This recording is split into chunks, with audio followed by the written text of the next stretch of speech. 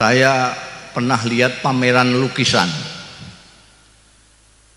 di Magelang sana. Itu ada museum lukisan besar sekali, ada pameran lukisan. Saya nonton, di antara lukisan macam-macam, pemandangan, kuda dan lain sebagainya, dan cewek cantik segala macam.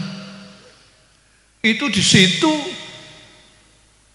ada lukisan Hadratus Syekh Hasyim Asy'ari, besar sekali, duduk dengan anggrengnya itu. Saya tanya sih, ini siapa yang melukis ini? Lalu saya dikenalkan, dipanggil itu orang yang melukis ini, yang kemudian sekarang jadi kawan saya. Saya dipanggil sama penyelenggaranya itu, terus saya kaget. Saya, yang melukis ini saudara kita yang Cina, malah bukan hanya Cina, terus singkek kalau saya mripate meh gak ketok. Saya kagetnya itu, ini ada singkek kok nggambar Hadratus Syekh, kok nggak gambar kuda, gambar cewek apa, gambar apa? Gambar Hadratus Syekh. Saya tanya, duh, sampean kok gambar ini, kan nggak lain-lainnya pada gambar gini, kok kamu gambar ini sendiri? Apa jawabnya? Saya kaget 2 kali. Dia bilang, kalau tidak ada orang ini, tidak ada Indonesia. Assalamualaikum warahmatullahi wabarakatuh. Jadi memang Nahdlatul Ulama itu sebenarnya adalah organisasi pesantren. Bisa dikatakan bahwa NU itu pesantren besar, pesantren itu NU kecil. Kalau ada pesantren kok tidak NU, itu bid'ah.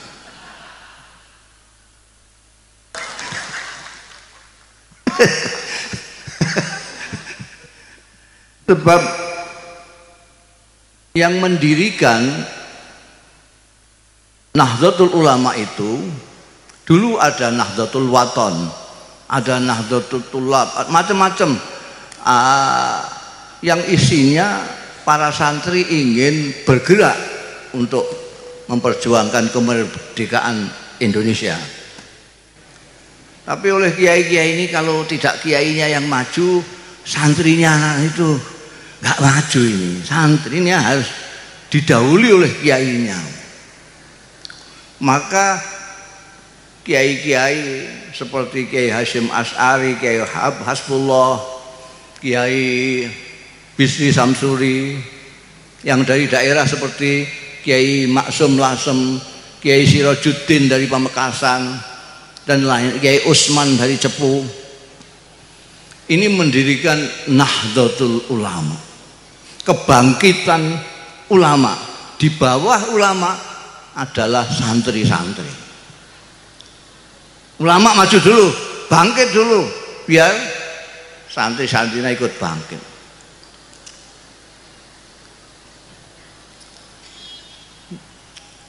Sebetulnya Nahdlatul Ulama itu, kalau menurut saya, Nahdlatul Kiai kita. Sebab tidak sama. Ulama itu agak rancu. Kenapa? Karena ulama itu ada bahasa Arab, ada bahasa Indonesia, ada. Ulama bahasa Arab itu jamaknya alim. Tapi di Indonesia itu ulama mufrad.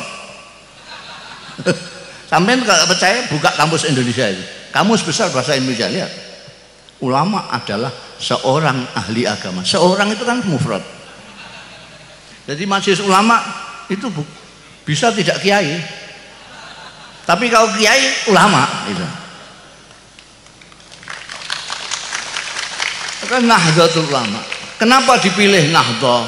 Padahal Nahdlah itu bisa nuhud, bisa macam-macam. Nahdon, nuhudan, nahdlatan. Kenapa menggunakan masdar marrah? Karena keinginannya kiai-kiai pendiri Nahdlatul Ulama ini supaya bangkit sekali. Jangan kok bangkit tidur, bangkit tidur, bangkit tidur, enggak. Bangkit sekali. Ini saya katakan supaya NU yang sekarang tahu itu. Ojo turu, Bang. Soalnya itu bawaannya orang yang mapan. Itu ngantuan. Sekarang sampai lihat aja orang yang gedibakan gini, wow, pertentangan sana begini, itu belum mapan.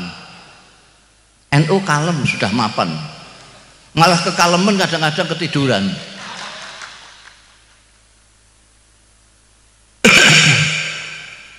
Ya Allah.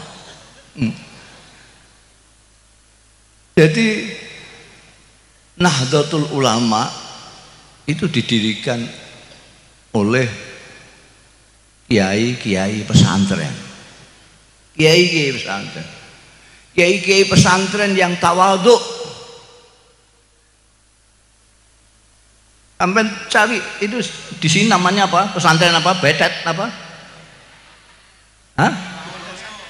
Betet. Dulu namanya ndak Miftahul Ulum waktu Kiai Sirajuddin. Pesantren Betet, ya toh? Sama dengan pesantren Tebuyung, pesantren Denanyar, pesantren Tambak Beras, pesantren Ploso, pesantren dari Boyo, pesantren Krapyak, semuanya pakai nama desa. Itu kan kiai-kiai sekarang saja gaya-gaya. Raudhatul Tholibi, Miftahul Ulum, Hidayatul Muqtadi, ini kiai-kiai sekarang. Kiai-kiai dulu ndak, namanya desanya itu saja. Pondok yang paling kuno misalnya Pondok Termas. Termas itu juga namanya desa. Sampai dibawa menjadi tokoh nasional internasional Syekh Mahfud At-Turmusi dari Termas, Abdul Muhaimin Al-Lasmi dari Lasem, Syekh Khotib Al-Minangkabawi dari Minangkabau, Syekh Yasin Al-Fadani dari Padang. Ini kiai-kiai yang makanya cirinya NU itu desa. Desa. Nah sekarang ini orang desa itu gayanya kepengin jadi orang kota. Nah ini yang rusak sebetulnya itu. Diserbu oleh kota, lalu kepengin orang desa itu seperti orang kota. Kelihatannya orang kota kok gagah gitu. Terus kepengin gagah. Orang kota itu berislam kan gagah itu. Gagah dan kadang-kadang malah menakutkan. Saking gagahnya itu. Bid'ah, musyrik, kafir, begitu langsung gitu. Itu orang desa, wah gagah sekali ini. Ini baru bagus. Apa kiai-kiai di desa itu dulu saja tidak pernah melihat langit. Kiai-kiai di desa tidak pernah lihat langit, tangking tawaduknya. Orang kota mengira bahwa kiai yang tunduk itu kiai yang lemah. Bodoh dia, nggak tahu namanya tawaduk. Orang sekarang ini membenturkan kiai NU dengan habaib. Sampai lihat loh, siapa yang menghormati Habib? Siapa? Tidak ada yang nyucuk tangannya Habib, tidak ada kecuali orang NU. Silahkan lihat. Kok sekarang udah dihantam tabrak-tabrak no Habib sama kiai NU. Kalau nggak ada NU, nggak ada yang menghormati orang-orang itu, Habib yang dari itu. Kita lihat sejarah saja. Ya Allah. Kalau saya itu kiai-kiainan, enggak kiai betulan. Saya kadang-kadang jadi seniman. Saya pernah lihat pameran lukisan di Magelang sana itu ada museum lukisan besar sekali. Ada pameran lukisan, saya nonton. Di antara lukisan macam-macam, pemandangan, kuda dan lain sebagainya, dan cewek cantik segala macam. Itu di situ ada lukisan Hadratus Syekh Hasyim Asy'ari. Besar sekali. Duduk dengan anggrengnya itu. Saya tanya situ, ini siapa yang melukis ini? Lalu saya dikenalkan, dipanggil itu orang yang melukis ini, yang kemudian sekarang jadi kawan saya. Saya dipanggil sama penyelenggaranya itu, terus saya kaget saya. Yang melukis ini saudara kita yang Cina, malah bukan hanya Cina, wis meh singkek kalau semacam mripate meh gak ketok. Saya kagetnya itu, ini ada singkek kok gambar Hadratus Syekh, kok nggak gambar kuda, gambar cewek apa, gambar apa, gambar Hadratus Syekh. Saya tanya, duh sampean kok gambar ini, kan nggak lain-lainnya pada gambar gini, kok kamu gambar ini sendiri? Apa jawabnya? Saya kaget 2 kali. Dia bilang, kalau tidak ada orang ini, tidak ada Indonesia.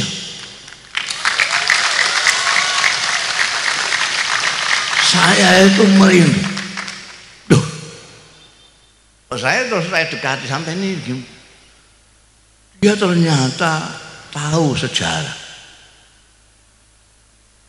Saya terus teringat, saya menemukan buku bahasa Arab terbitan Kuwait.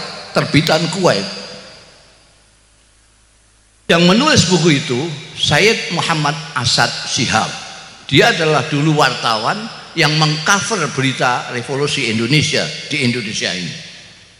Jadi mulai sebelum kemerdekaan beliau sudah mengcover berita-berita di Indonesia ini.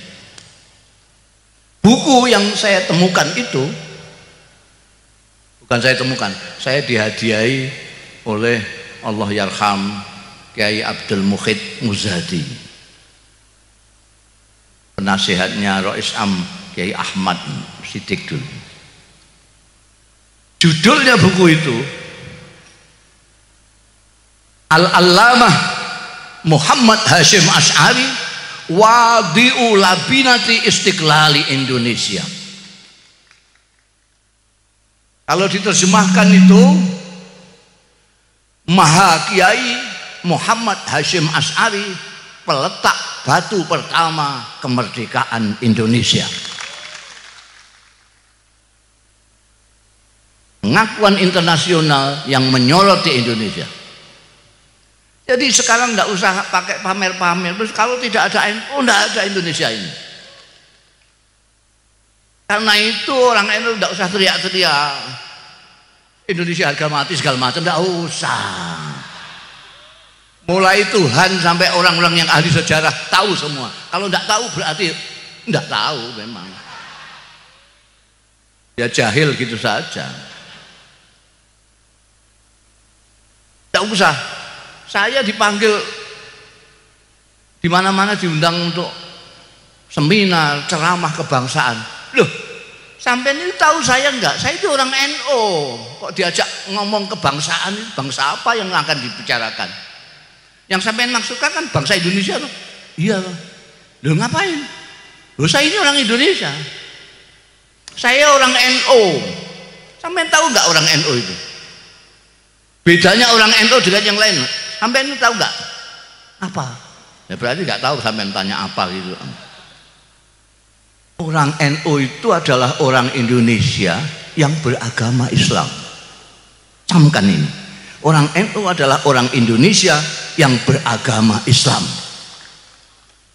Saya ulangi lagi, orang NU adalah orang Indonesia yang beragama Islam. Bukan orang Islam yang kebetulan di Indonesia.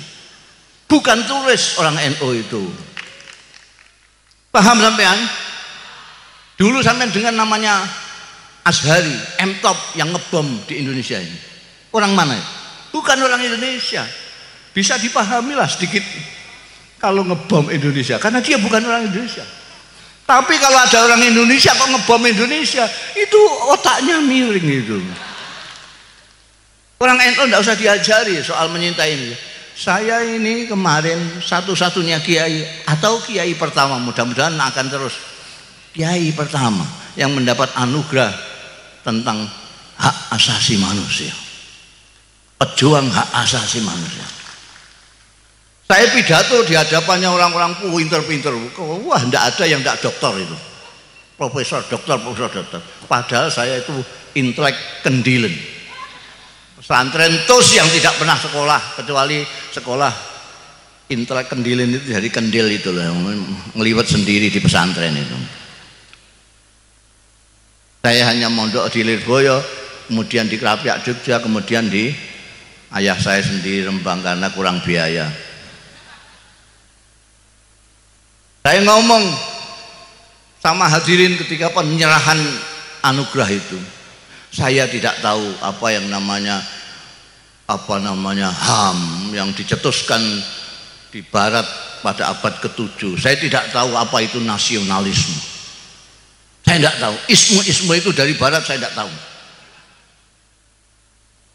Kalau Gus Dur tahu karena dia pernah sekolah, karena beliau intelek, orang kota.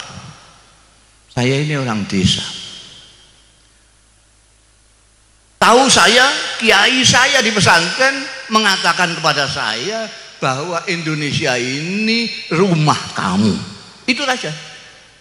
Dan itu yang saya apalkan sampai sekarang. Kiai saya mengatakan Indonesia itu adalah rumahmu. Kamu sujud di tanah Indonesia itu. Kamu menghirup udara Indonesia itu. Itu saja. Saya tidak tahu ini ada kaitannya dengan nasionalisme atau tidak. Nah, ini kebanyakan kiai NU itu begitu. Dulu Kiai Sirajuddin, Kiai Wahab Hasbullah, Kiai Bisri Samsuri, Kiai Hashim As'ari, Kiai Muhaimin, Kiai Baidawi, Kiai Maksum, segala macam itu di sana ketika sekolah, ketika ngaji di Mekah.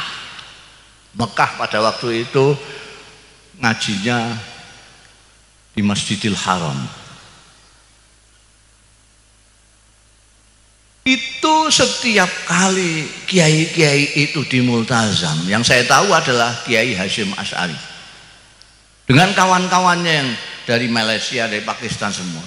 Itu apa yang tidak pernah lupa dimohonkan kepada Allah Ta'ala. Mereka memohon kemerdekaan Indonesia.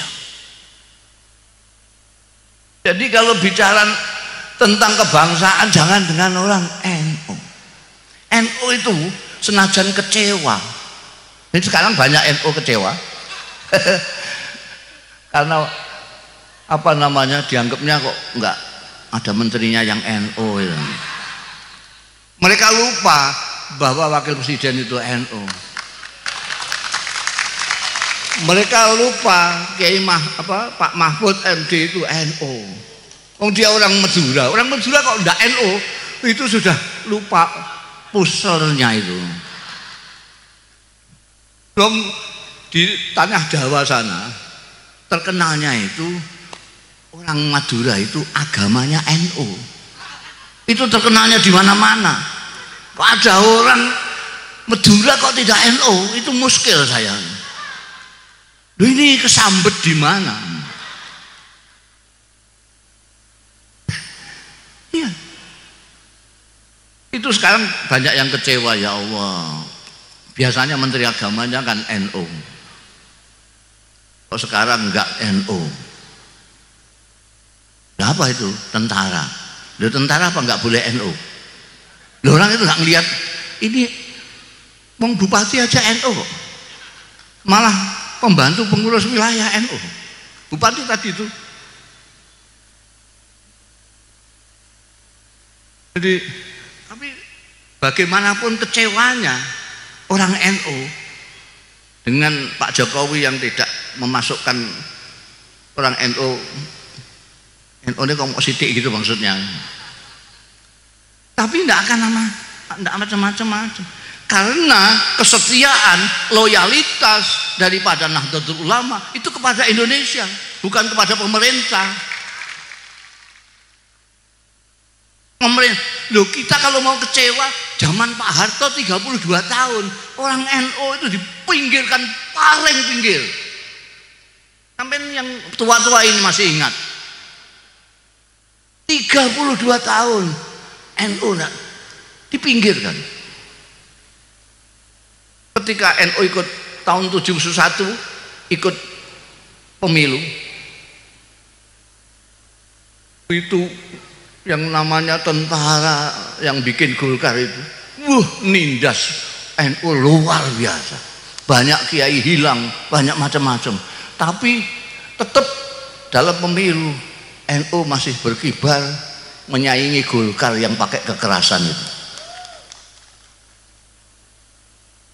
Habis gitu saking takutnya sama NU terus dibonsai, dijadikan P3 bareng-bareng yang lain. Parmusi sak pitulute itu yang tidak punya umat, itu yang punya umat mau NU tok.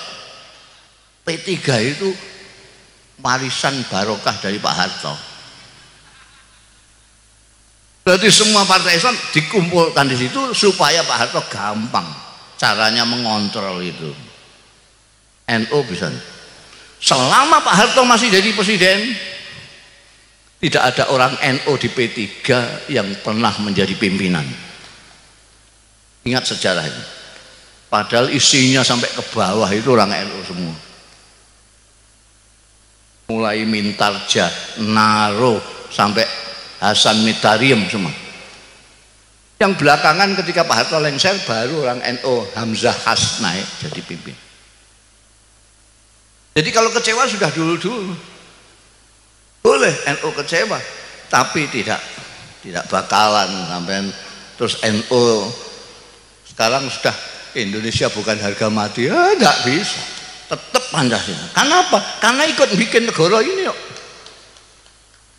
NU ikut bikin ini. Pancasila, Undang-Undang Dasar 45, Garuda itu Bhinneka Tunggal Ika itu ikut terlibat pembikinannya itu, dan itu basisnya di desa-desa, di desa-desa itu. Nah ini yang perlu saya tegaskan, saya ulang-ulang untuk orang-orang desa ini, sebab orang NU itu orang desa. Orang desa itu kalau dari segi normanya itu paling dekat dengan ajarannya Rasulullah Shallallahu Alaihi Wasallam. Kenapa? Karena orang desa itu dipimpin oleh kiai yang tidak formal, kiai yang tidak pejabat, tapi diikuti oleh orang-orang. Kiai-kiai itu mempunyai ilmu yang tidak sembarang ilmu yang bisa dipertanggungjawabkan ila yaumil qiyamah. Pertanggungjawaban ilmiah yang paling otentik itu kiai-kiai NU, karena bisa dipertanggungjawabkan sampai yaumul hisab. Ustadz-ustadz yang sering bicara, Rasulullah Shallallahu Alaihi Wasallam telah bersabda, innamal a'malu binniyat. Seolah-olah Kanjeng Rasul itu tetangganya. Nanti akan ditanya, sebab orang yang mengatakan man kadzdzaba alayya muta'ammidan falyatabawa maq'adahu minan nar. Orang mengatakan ini dawuhnya Nabi tapi bukan, tidak jelas dari mana. Falyatabawa maq'adahu minan nar. Kalau kiai-kiai NU mengatakan innamal a'malu binniyat, dawuhnya Kanjeng Nabi, dia bisa mempertanggungjawabkan. Saya dengar ini dari kiai saya. Terus ada mode baru, Islam yang petendengan. Nah itu dari mana? Ya dari luar negeri. Negeri kalau bangsa yang saya ceritakan pertama tadi dari barat. Kalau yang saya ceritakan belakangan yang tentang keberagaman ini dari Timur Tengah. Timur Tengah kan gagah-gagah, galak-galak itu. Lalu timbullah orang-orang Jakarta galak-galak, petentengan. Terus Surabaya juga galak, Pamekasan ikut-ikut galak.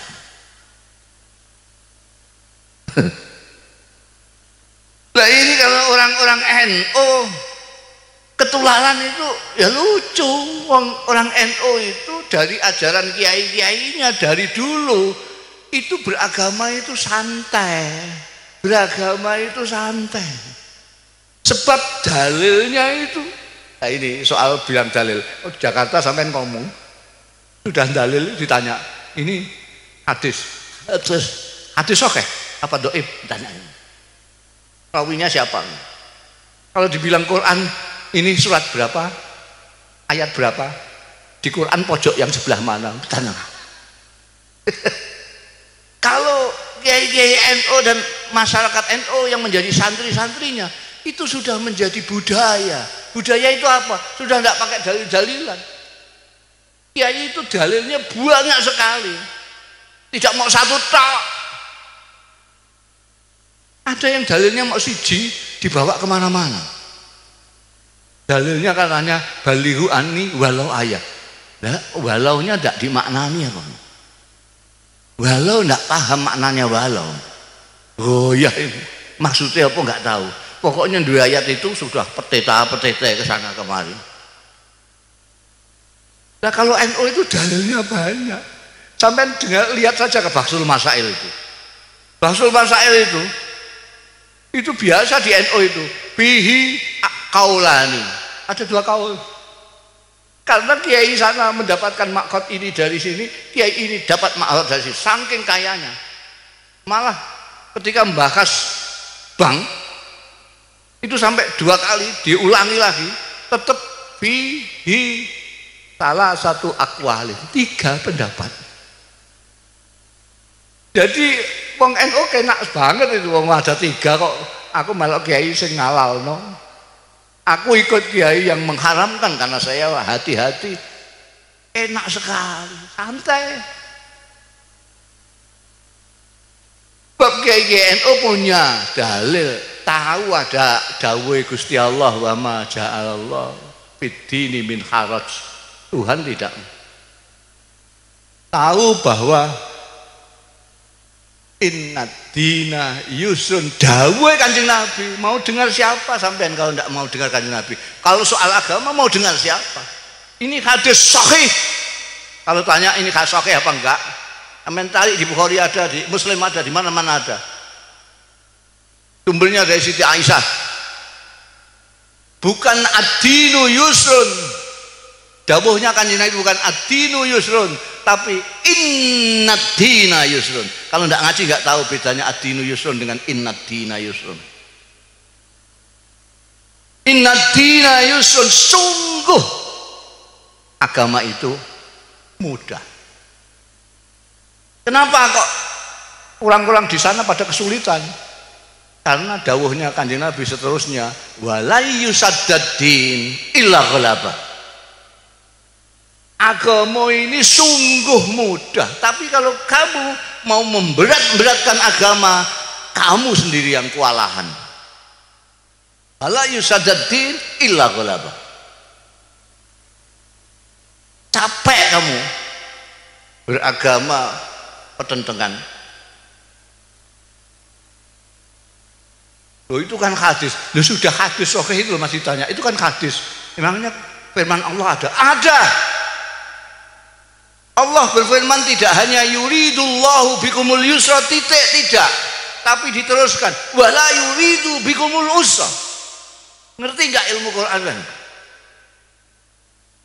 Tidak hanya yuridu bikumul yusra, yuridullahu bikumul yusra, tidak. Terus yuridullahu bikumul yusra wala yuridu bikumul usra. Apa maknanya ini? Enggak tahu, ngaji. Enggak mau ngaji, maunya pidato aja.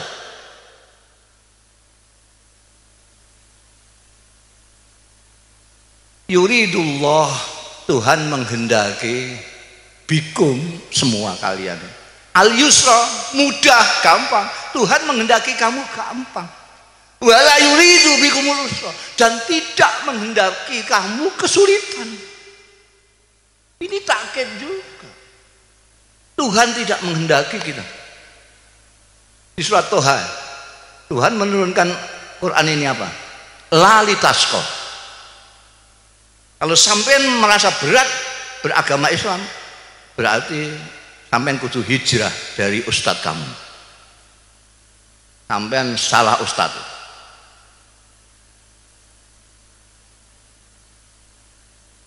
Kiai enak sekali. Beragama itu senang, bukan beban. Kenapa? Karena kita mencintai Allah. Tidak hanya takut Allah.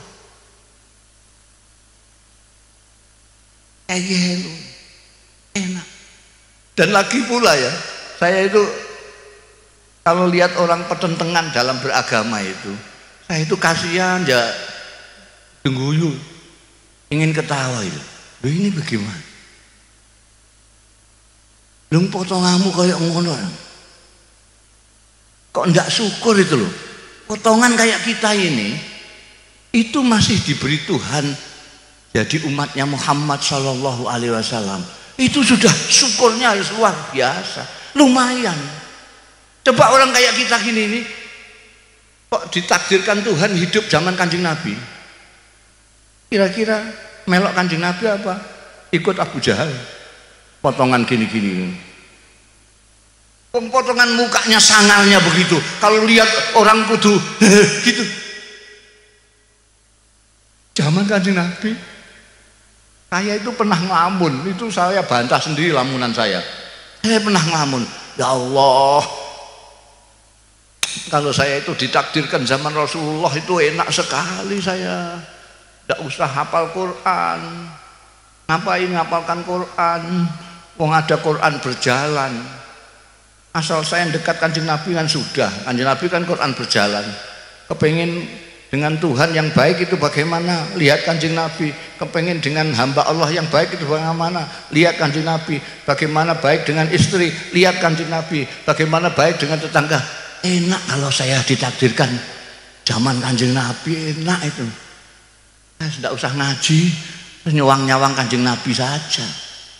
Tapi akal sehat saya lalu bantah, oh dapurmu ditakdirkan hidup zaman Kanjeng Nabi. Belum tentu melok Kanjeng Nabi kamu. Jangan-jangan kamu ikut Abu Jahal, lihat potonganmu gitu. Saya terus, alhamdulillah, saya ini kok ngelamun kok keduren. Bahasa Jawanya ngelamun keduren ya. Di sini apa? Ketinggian ngelamun. Lang potongan kayak gini, kira-kira nek jejeran dengan sahabat Abu Bakar, dengan Sayyidina Ali, gitu kira-kira pantas apa enggak kira-kira? La ilaha illallah, diapurmu. Jadi kita harus bersyukur sudah hidup di akhir zaman. Kita ini hidup di akhir zaman. Wong sudah habis kiamat kok. Wong katanya kiamat tahun 12. Ini tahun 19, sudah kelewat. Jadi kita itu makhluk yang paling akhir, masih dipilih oleh Allah. Hidayatullah, hidayahnya Allah yang hakiki itu adalah hak prerogatifnya Gusti Allah. Sama dengan menteri-menteri itu hak prerogatifnya presiden. Kok kamu mangkel, cek orang mangkel, presiden menghendaki ini ya ini. Sampean mangkel tidak mangkel, orang mana ini betet ya? Hah? betet. Lah orang betet kok melok Kanjeng Nabi, ikut Kanjeng Nabi itu kan ya agak masuk akal. Betet Pamekasan ikut Kanjeng Nabi itu ketemu pirang perkara. Gimana ini? Wong familia tidak, tetangga tidak. Enggak apa-apanya, jauh sekali. Sini Mekah itu 7 samudra. Di sini ke Madinah itu masih lewat Surabaya. Baru terbang 9 jam pakai pesawat jet. Sampai kok ikut Kanjeng Nabi itu asal usulnya gimana?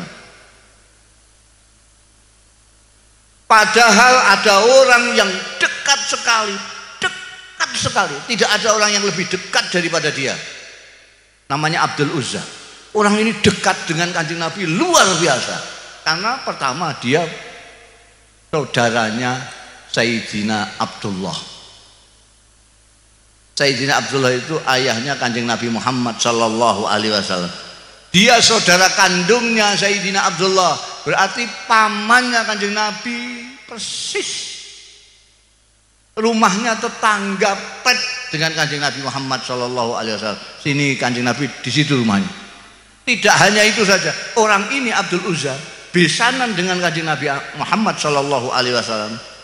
Anak 2. Dia punya anak laki-laki 2, Utbah dan Utaibah, dikawinkan putrinya Kanjeng Nabi 2, Sayyidatina Ruqayyah dan Sayyidatina Ummi Kulsum.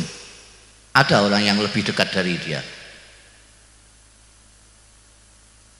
Paman, tetangga pet, besanan, anak 2, tidak hanya 1. Itu ketika diajak Kanjeng Nabi untuk menyembah Allah Subhanahu wa taala, bukan hanya tidak mau, tapi mencaci maki Kanjeng Nabi. Dia mengatakan kepada Kanjeng Nabi waktu itu, "Tabban laka ya Muhammad, alihadza jama'tan." Kurang ajar kamu Muhammad, orang tua-tua kamu kumpulkan, kamu ngomong gitu itu. Masa Tuhan enak-enak banyak kok kamu jadikan 1 tok. Dia marah-marah karena dia punya Tuhan ada 200 berapa gitu. Bagaimana sampean menjelaskan? Abdul Uzza yang begitu dekat Kanjeng Nabi diajak tidak mau, bukan hanya tidak mau tapi mencaci Kanjeng Nabi. Sampean orang Pamekasan, siapa yang ngajak?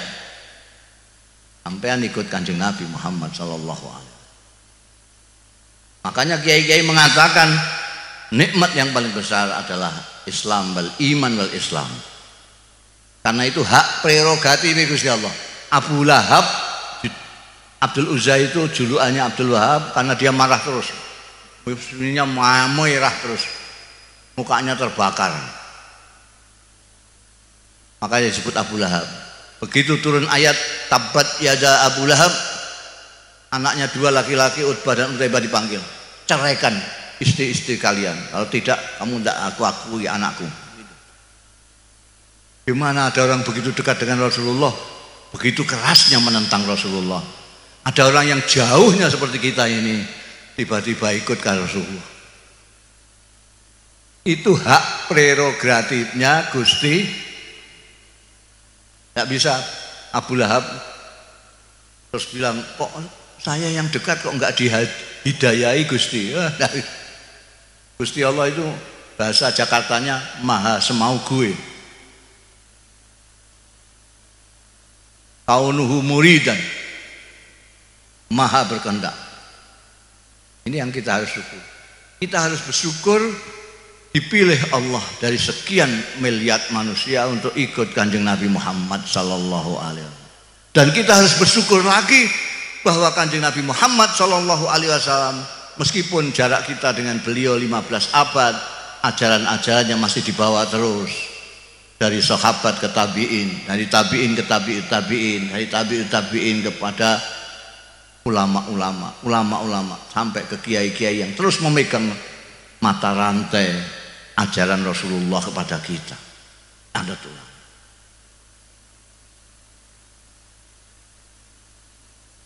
Dan saya sudah keliling. Saya sudah ke Amerika, ke Eropa, ke Timur Tengah, ke Jepang, ke Taiwan, ke Korea. Tidak ada yang otentik Islamnya seperti Nahdlatul Ulama.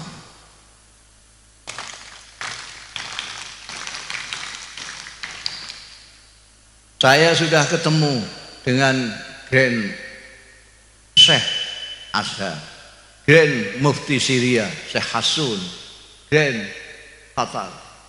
Semua pemahamannya sama dengan pemahamannya kiai-kiai Nahdlatul Ulama. Bahkan saya berani mengatakan yang disebut Sawadul A'zam itu adalah orang-orang NU. Barangkali ada kiai-kiai yang mau mencari dalil yang lain. Dalil saya adalah, saya teringat saya pernah diajak Allah yarham Kiai Sa'al Mahfud Rais Am dan Gus Dur. Saya waktu itu masih gelandangan. Saya dolan ke PBNU, ketemu ada Kiai Sa'al, Gus Dur, Allah yarham, sudah meninggal semua ini, Dr. Fahmi Saifuddin. Mereka sedang surat-suratan dengan Saudi Arabia karena PBNU dapat undangan dari Darul Ifta. Darul Ifta itu non departemental tapi langsung di bawah raja. Nah, tulisan saya bagus. Jadi saya dipinjam tangan saya untuk nulis surat. Coba tuliskan surat ini. Nulis surat ke Atase Agama. Atase Agama itu bukan lewat Deparlu, tapi lewat Darul Ifta. Jadi, karena diundang sana, di sini mau datang apa enggak? Dijawab. Yang nulis saya. Waktu ngantarkan surat ini ke Atase Agama, dicatat sama atasnya itu. Ini dari siapa ini? Kiai siapa? Kiai Sa'al Mahfud, Muhammad Ahmad Sa'al Mahfud Rais. Ini Abdurrahman Wahid, wakil ketua umum Rais Tanfiziyah. Ini Dr. Fahmi Saifuddin, wakil ketua Tanfiziyah. Nah, saya kok ditunjuk, padahal saya cuma penulis, tukang nulis tok ya. Ditunjuk kan bingung semua orang. Nah, ini siapa? Mustafa Bisri. Apa ini? Gus Dur itu akalnya akeh. Ini juru bicara. Loh, mereka itu semua bisa ngomong kok. Bahasa Arab ya lebih fasih dari saya. Kok saya diangkat juru bicara? Saking pinternya ben saya katut mangkat itu aja. Betul katut mangkat di sana. Cepatnya cerita terus ditemui oleh Rais Darul Ifta, Rajani Wahabi, Abdullah bin Bas. Nemuin tamu-tamu itu dari mana-mana, ditemuin semua. Tinggal kita delegasi dari NU nggak ditemuin. Beliau langsung masuk ke peristirahatan. Saya sudah seuzon, loh kok kita kok nggak dipanggil sendiri? Tahu-tahu ada utusannya bisikin kita. Syekh bin Bas berkenan menerima di ruang istirahat beliau. Jadi Syekh bin Bas istirahat gini nih, kita di depan. Ngomong, tanya-tanya. Yang pertama kali ditanyakan itu orang NU, kamu itu anggotanya berapa? Gak ada yang jawab. Lah saya didudul sama Dr. Fahmi, juru bicaranya. Ya saya terus ngomong, 50 miliar ya Syekh. Waktu itu saya karang 50 juta sen. Dia itu dari begini terus jengkel 50 miliun. Begitu dia kaget saya terus seneng saya. Saya tambahi, wa yumkin aksar min dzalik ya Syekh.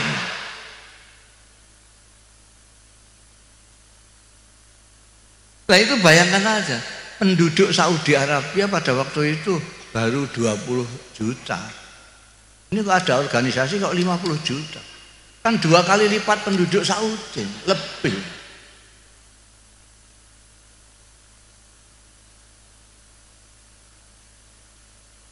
Ketika ditanya, itu yang biayai siapa? Tidak ada, sampai juru bicaranya pun tidak bisa jawab itu.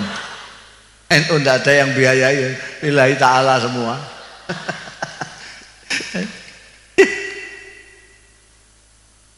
Ternyata menurut survei terakhir NU sekarang ini 80 juta.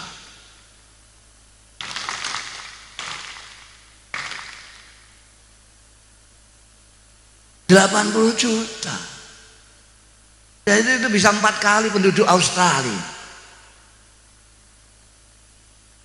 Jadi Islam yang paling banyak, yang mayoritas di dunia ini adalah NU. Apa salah kalau saya mengatakan ini Sawadul Azam?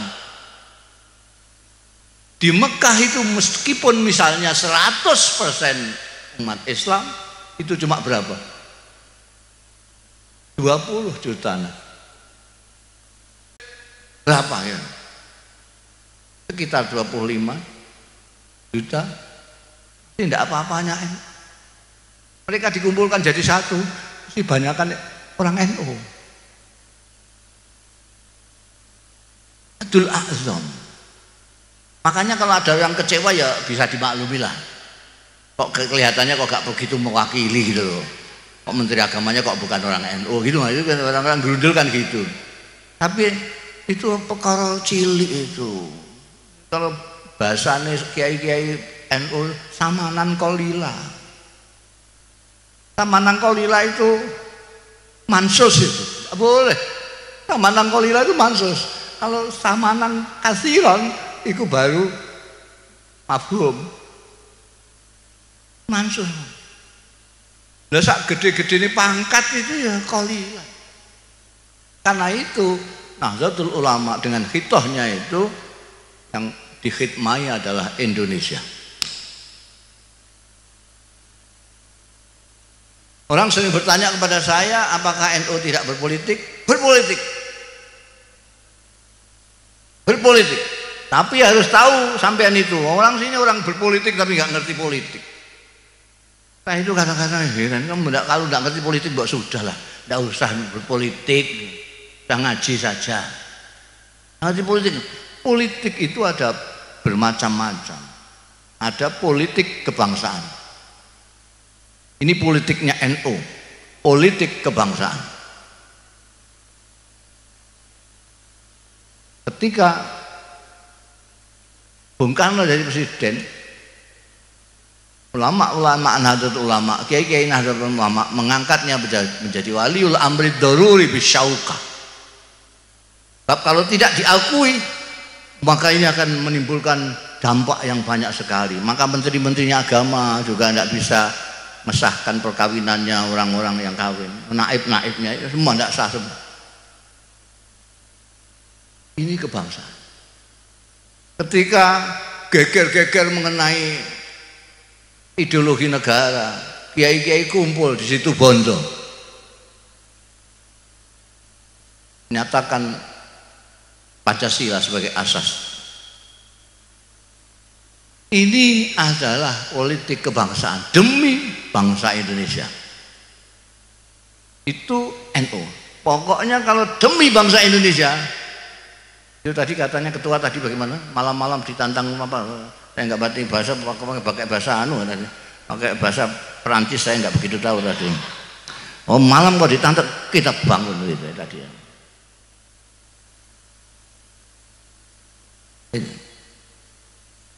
Jadi apa namanya? Apa tadi saya ngomong kok ngantek lupa? Hah?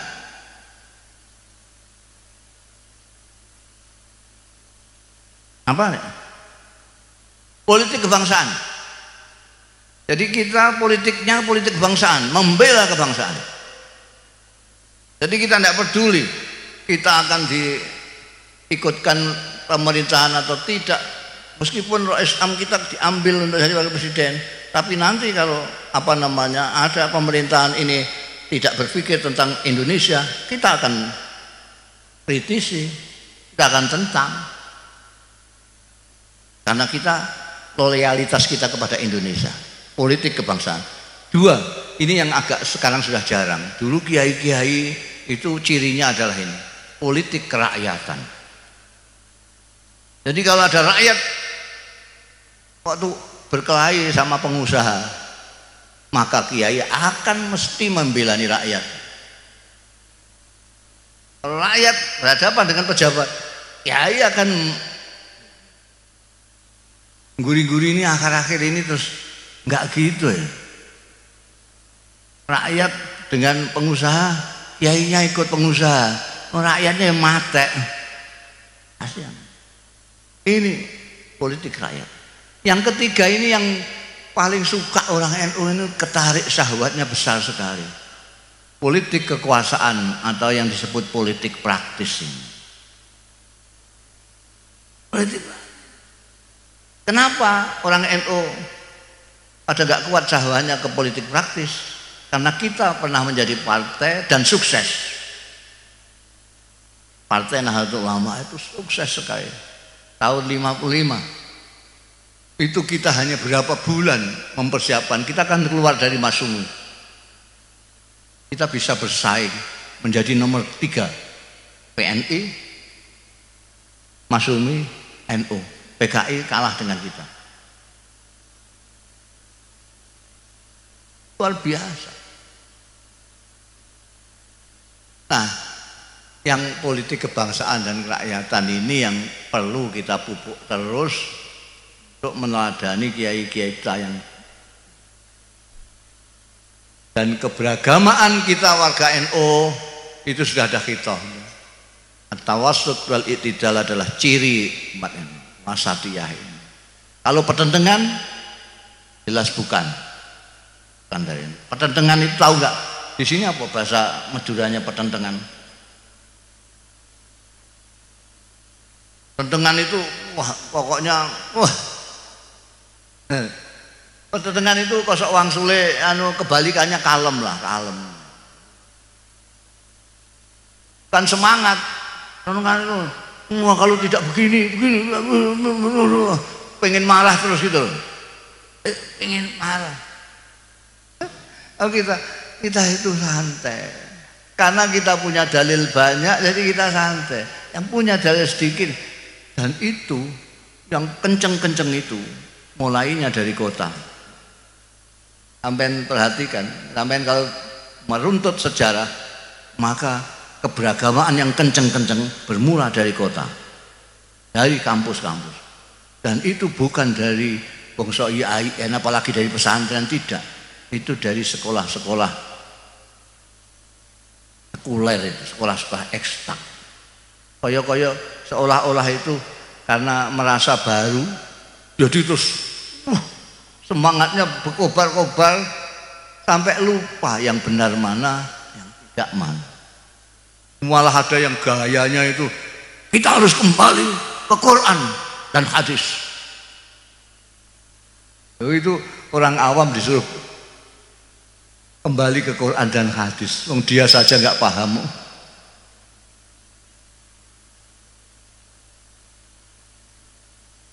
Saya bilang kalau mengatakan kembali ke Quran dan hadis itu maknanya ngajilah. Maknanya ngaji. Kalau mengatakan Quran kembali ke Quran tapi yang dimaksud Quran terjemahan Depak, ya sama aja bohong. Tidak bisa. Quran ini tidak bisa diterjemahkan begitu saja, tidak bisa. Harus ngaji.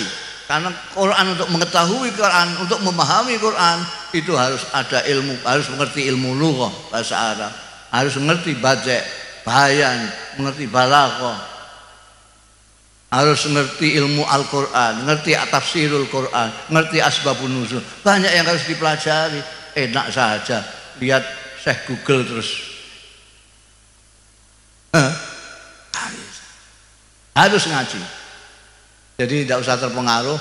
Sampai orang-orang NU sudah mantap saja lah, ikut kiai, kiai-kiainya juga ikut Mbah Hasyim Asy'ari. Udah gantung saja ini. Kayak tasbih itu di sini di atas sudah ikut Kanjeng Nabi, ke bawah kita gandulan saja. Kita ikuti ajarannya yang santai, gampang tapi jangan gemampang, jangan digampang-gampangkan, ya segampang sajalah, tidak usah disulit-sulit. Kita tidak perlu pertentangan. Kalau ada orang yang ngajak kelahi ya sudahlah sana. Kamu cari musuh yang lain saja, saya lagi sedang tidak enak badan ini, jangan diajak berkelahi. Saya sedang memikirkan Gusti Allah ini. Saya tidak sempat memikirkan yang lain, saya hanya memikirkan Gusti Allah. Orang itu kalau Gusti Allah nggak dipikir itu ya akhirnya lupa. Kita itu kan ke Gusti Allah itu melewati banyak. Ada organisasi masyarakatan, organisasi politik, masih ada Islam. Itu baru ke Gusti Allah. Kalau kau sini sudah pertentangan, nggak sampai sini. Apalagi sampai sini. Paham atau enggak terserah sampean itu. Wah, sudah 1:30. Cepat sekali ini. Ya, jadi kesimpulannya yang saya omongkan, marilah kita bersyukur dipilih Allah menjadi umatnya Nabi Muhammad sallallahu alaihi wasallam. Kita bersyukur dijadikan orang Indonesia. Kita bersyukur dijadikan orang Nahdlatul Ulama, orang NU. Itu ada orang yang paham betul bahwa NU itu benar, itu belum tentu masuk NU kok. Kenapa? Ya tidak dapat, itu hak prerogatif Gusti Allah kok. Ada orang yang tahu Islam itu benar, Islam itu benar. Saya punya kawan banyak sekali yang non Muslim.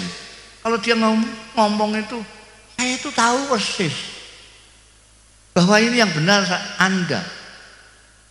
Nah kenapa kamu nggak ikut aku? Ya bagaimana? Mungkin.